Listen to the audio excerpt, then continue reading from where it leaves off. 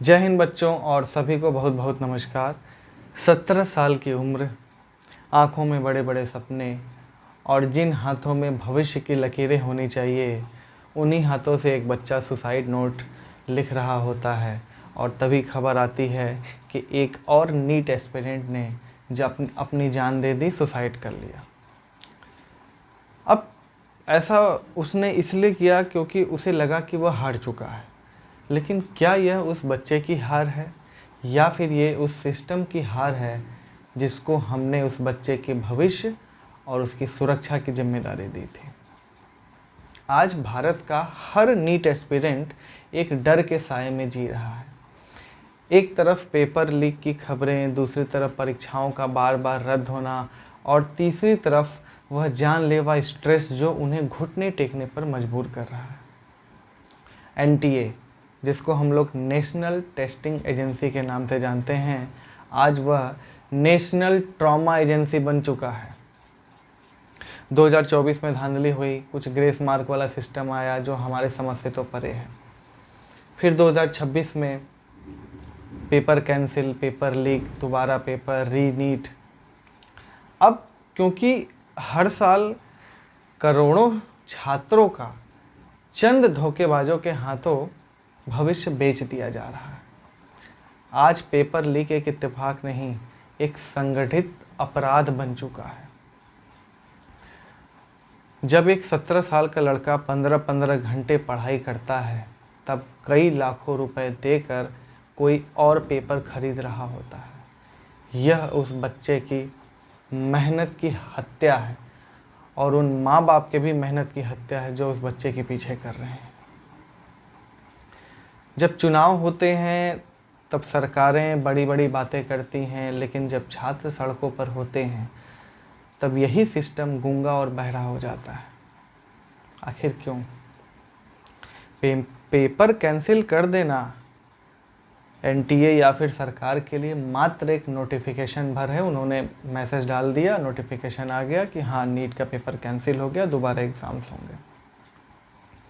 लेकिन एक छात्र के लिए यह उसके 1 से 2 साल या 3 साल की कड़ी मेहनत, उसके पेरेंट्स की जमा पूंजी और उसकी उम्मीदों की हत्या हो रही होती है। पेपर लीक के खिलाफ सख्त कानून बनाने में आखिर इतनी देरी क्यों हो रही है? आखिर क्यों अपराधियों के मन में खौफ नहीं है? आखिर हम क्यों कोई ऐसे कड़े कानून नहीं बना पा रहे हैं जिसमें पेपर लीक के बारे में सोचने का भी ख्याल आने पर लोगों के दिमाग में डर आ जाए? क्या सरकार को छात्रों की जान से ज़्यादा चुनाव और आंकड़ों में इंटरेस्ट है? कोटा से दिल्ली तक आज पढ़ाई नहीं, दुकानें चल रही हैं। कोचिंग वाले टॉपर्स की बात करते हैं और खूब करोड़ों रुपए कमाते हैं, लेकिन उस एवरेज बच्चे का क्या, जिसकी कोई सुध ले ही नहीं रहा है?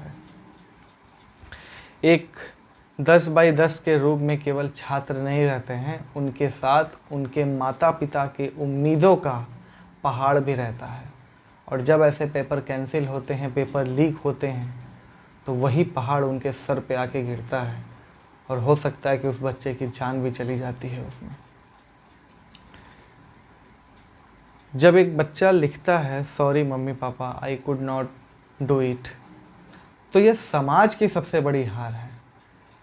आखिर हमें बच्चों को ये तो हमने सिखा दिया कि चलो डॉक्टर बनना ही तुम्हारा भविष्य है, यही एकमात्र तुम्हारे पास ऑप्शन है। लेकिन हमें बच्चों को ये भी सिखाना पड़ेगा कि लाइफ में फेल्योर का भी एक छोटा ऑप्शन होता है। अब फेल्योर का मतलब अगर कोई डॉक्टर नहीं बनता है या इंजीनियर नहीं बनता है तो इसका मतलब ये भी नहीं है कि वो फेल हो गया है। हमने बच्चों को इतना स्ट्रेस भी दे दिया है कि बेटा तू डॉक्टर नहीं बनेगा तो तू फेल है, तेरा जीवन बेकार है। तो हमें उन्हें ये भी बताना पड़ेगा कि लाइफ में फेल्योर भी एक पार्ट होता है। अब हमें एक ऐसी एजेंसी चाहिए जो पारदर्शी हो। अगर आईआईटी का पेपर लीक नहीं होता है, आईआईटी का पेपर सिक्योर है, तो नीट का क्यों नहीं है? हर कोचिंग और स्कूल में मेंटल हेल्थ सपोर्ट के लिए काउंसलिंग होनी चाहिए। और दोस्तों मैं एक अपील करता हूँ, दोस्तों नीट एक परीक्षा है, आपकी ज़िंदगी नहीं है। एक डॉक्टर बनने से ज़्यादा, बहुत ज़्यादा ज़रूरी आपका होना है। आज सिस्टम ख़राब है, कल को शायद चेंज हो जाए, अच्छा हो जाए, लेकिन जान चली जाएगी बेटा तो दोबारा तो नहीं आने वाली है। मेरा सरकार से एक ही सवाल है, आपकी नींद कब खुलेगी? अगली बार जब आप परीक्षा पे चर्चा करें तो उन खाली कुर्सियों को भी याद रखिएगा जिन पर बैठने वाले छात्र आज इस दुनिया में नहीं हैं। दोस्तों, अगर आप मेरी बात से सहमत हैं, मैं हाथ जोड़कर आपसे विनती करता हूँ, इस वीडियो को शेयर करिए।